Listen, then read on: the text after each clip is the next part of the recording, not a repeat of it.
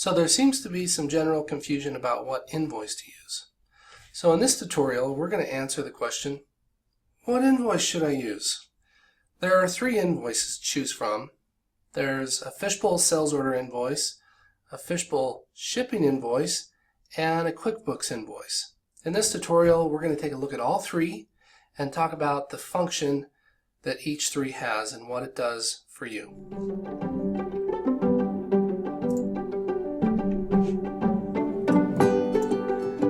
So first of all, I have a sales order here that has some parts on it. It has a shipping item, and we're going to add a discount to it. I'll go ahead and add a discount line. There's a reason for this. And we'll go ahead and move that discount up so it's discounting the line directly above it. Okay. Now, there's an invoice button right here. You can show that invoice by going to Tools, Module Options, and check this box that says Print Invoices from Fishbowl Inventory. But don't jump just yet. We don't know if that invoice is right for you. So let's take a look at it. We'll click Invoice right here, and yeah, save the changes. And yes, we'll preview the invoice. Here we go. Looks great. It's an invoice. It says invoice on top of it. But let's look a little bit closer. So far, in this example, we've not shipped them anything. Okay? We've just entered the sales order. It looks good, right? If we go to Modify Report, click Optional, and uncheck Is Invoice, this exact document magically changes its title. So that's all the sales order invoice is. I just like to call it a sales order invoice because it's the invoice that is run from the sales order screen, and it's just a copy of the sales order. That's all it is, and it's retitled. When this is printed out, when it's emailed, it does not create AR in QuickBooks. All right? That's probably the most important thing to understand about this sales order invoice. It does not create AR in QuickBooks. There's no accounts receivable here. It does not create income in QuickBooks. It does not credit asset and debit COGS in QuickBooks. There's nothing in QuickBooks with this invoice, okay? And also, when you email this invoice to the customer, it doesn't have any tracking on whether or not you emailed it to the customer. Let's take a look at that. So there's these two little check boxes right here. I think these check boxes are commonly misunderstood. Watch what happens when I email this invoice. We'll go ahead and click Email, and I'll just email it to myself.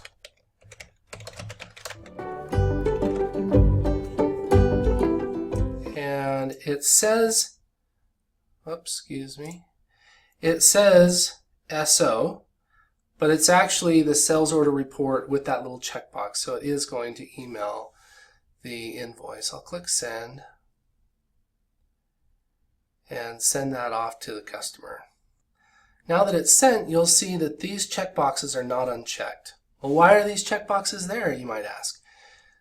The checkboxes are there because it checks a box in QuickBooks once this sales order is shipped. Once it's shipped, then let me show you the box that it checks in QuickBooks. This is lost wages store. So I'm going to go to the customer in QuickBooks to lost wages store right here. And I'm going to open up an invoice. And we'll see that this invoice has these two checkboxes. Print later or email later. So QuickBooks keeps track of what invoices you sent your customer. Fishbowl does not have that tracking. Fishbowl is not an AR management software. It's an inventory tracking software, manufacturing software, warehouse management, MRP software, but it's not keeping track of your AR, right? There's no AR reporting. So let's go ahead and select a partial payment just to talk about this a little bit. We'll select credit card and say we're going to pay $1,000 on this credit card.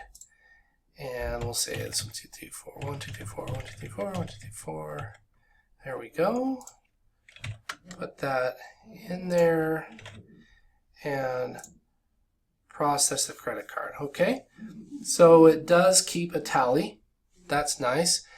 And if we click the invoice, click yes, it says, interestingly, that the total is still $11,350. Okay, if I pull this down a little bit, you'll see that the total is $11,350. We paid $1,000, so why don't we owe $10,350? Let's try that again. We'll go to payment and we'll pay another $1,000, or excuse me, credit card, pay another $1,000,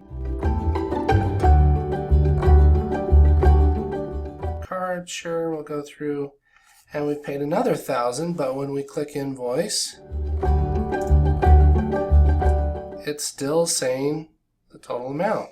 Okay, now if you go to the receipt, then that's good. The receipt does keep track of what was paid and what's left over and owing. So that's good. Okay. Now it's important to understand this when you're trying to decide which invoice to use. The sales order invoice I think is good if you require a upfront payment, like a 50% deposit. So we've created a report called the deposit invoice that allows you to put in the percentage amount, say 30% or whatever it is, and it tells the customer the amount they're required to pay up front. Okay, so that's the sales order invoice. Now let's look at the shipping invoice. If we go ahead and pick, pack, and ship this, Fishbowl will give us the ability to create a shipping invoice. So now I'm in picking, and look, we're short on an item. That happens sometimes, so I think that's a good example. I'm going to go ahead and finish this pick with what I can finish, and then go to the shipping screen. Now on the shipping screen, there's a report called the shipping invoice. I'm going to click on that, and look at the name of the shipping invoice. It says it's pro forma before you ship it. And then it tells you the amounts that are owed. However, there's a caveat. Only inventory items shown, may be missing others. This is important to understand. Remember back on the sales order screen, there was a discount item and there was also a shipping item, but neither one of those show here on the shipping invoice. Now, the shipping item will show once the rest of it is shipped. So let's go ahead and ship this. We'll click ship and finish. Now that it's shipped, we go to the shipping invoice and we see that the name is changed to invoice, and we've got a shipping charge and the discount now that we have shipped the item. Interestingly, let me just double check this. That shipping is 0. Let's go back to the sales order screen. Oh, how funny. So we forgot to put the shipping amount on the sales order screen. So that is the correct price from the report's perspective. The user made a mistake, but the report did not. The report is reporting what went in, garbage out, right? So that's on me. I made that mistake. If there was a shipping charge, it would pull through, and the discount's there. So So be careful with that, right? Be aware of that.